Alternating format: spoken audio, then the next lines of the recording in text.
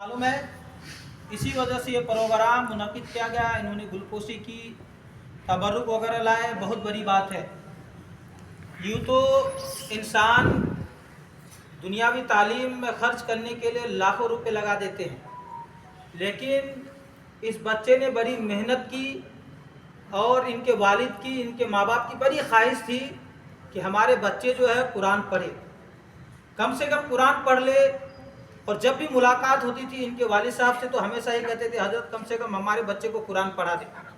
यकीनन एक माँ बाप की इससे बढ़कर कुछ खुशी नहीं हो सकती है, इससे बढ़कर कोई खुशी नहीं हो सकती है कि उसके बेटा जो है कुरान पढ़ ले,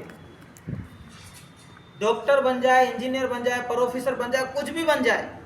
लेकिन कुरान एक ऐसी किताब है जिसका पढ़ना इबादत, जिसका सुनना इबादत, जिसका चूमना भी इबादत है। हक तो यह है कि उसको आंखों से लगाना भी इबादत है। पूरी दुनिया की वाहिद किताब है, जिसको छुओ तो भी, जिसको चूमो तो भी इबादत, पढ़ो तो भी इबादत, कोई पढ़ रहा है सुनो तो भी इबादत। अब देखिए वालिदैन की जो है तो मग़फ़िरत कैसी होती है।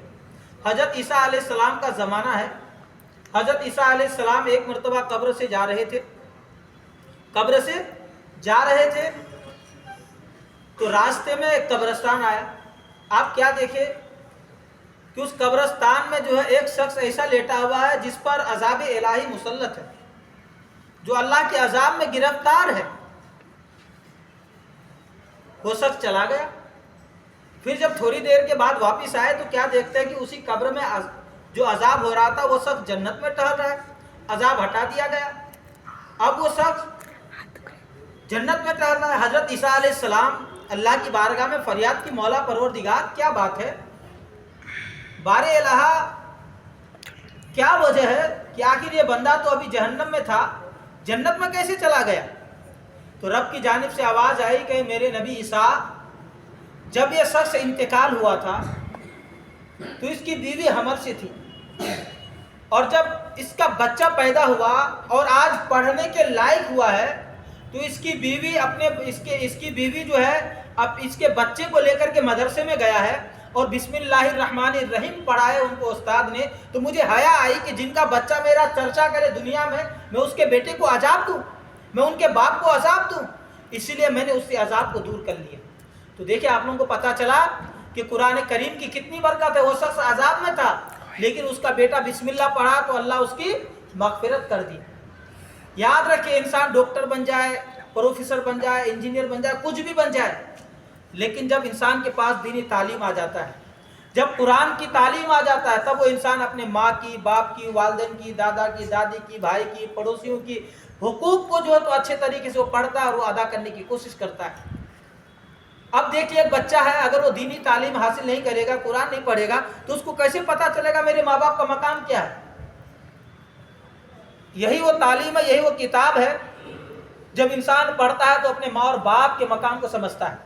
कुरान में अल्लाह फरमाता है, फला तकुल लहुमा उफ़्फ़िन वला तनहरुमा वकुल लहुमा कौलन करीमा, कि जिसका तर्जुमा और मफ़हूम है कि अपने माँ बाप को लफ्ज़ उफ़ तक न कहो, ना उन्हें डांटो, ना उन्हें झिड़को, बल्कि उनसे ताज़ीम की बातें करो। अगर हमारे बच्चे कुरान पढ़ेंगे तब तो उनको मालूम होगा ना कि हमें ताज़ीम से कैसे बात करनी है, क्या बेटे, है ना। तो देखिए हुज़ूर ख्वाजा गरीब नवाज़ को हम लोग मानते हैं, अजमेर शरीफ में उनका मज़ार शरीफ है।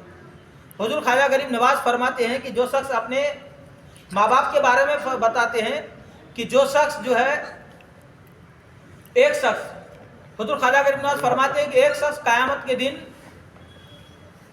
इस हाल में आएगा कि उसके पास पहाड़ों जैसी नेकियां होंगी। वो अपनी नेकियों पर खूब जो है तो फख्र कर रहा होगा कि अरे मेरे पास इतनी सारी नेकियां हैं, लेकिन थोड़ी देर के बाद उसके दूसरे पल्ले में जो है एक कागज़ का टुकड़ा गिरेगा जिससे नेकी का पल्ला हल्का हो जाएगा और वो कागज़ का टुकड़ा जो है भारी हो जाएगा। अब अल्लाह का हुक्म होगा कि फरिश्तों इसे मुंह के बल घसीट कर जहन्नम में लेकर चले जाओ।